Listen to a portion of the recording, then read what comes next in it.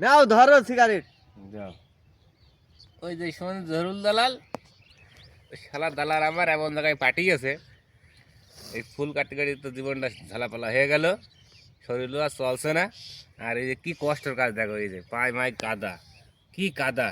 এত টাকা খরচ করে আমি আইছি বিদেশে, বললো যে গাড়ি চালাবে, যে ভিসা দিল, তো এমন ভিসায় দিয়েছে, ফুল বাগানের কাজ দিয়েছে, এই যে কাদা ফাদা নুই উল্টো করে বাগানছি, কাটা তো ফুটিয়েছে হাতে। এই যে ওই সুমন জহুল দালাল আবার পাঠিয়েছে বিদেশ, শালা যে হাতে পাতাম, শালা যে কী করতাম আমি।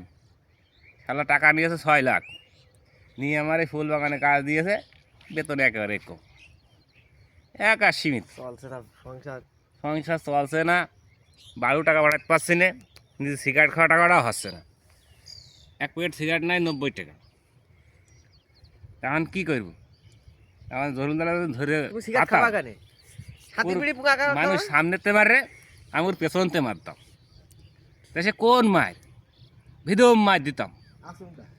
তা আমাদের এই ভিডিও যে যারা যারা দেখছো, আরও বেশি বেশি করে দেখবা, লাইক কমেন্ট শেয়ার, আরও অন্য অন্য কিছু করবা, আরও মজার মজার গল্প করব, এই বলে আমি শেষ করছি।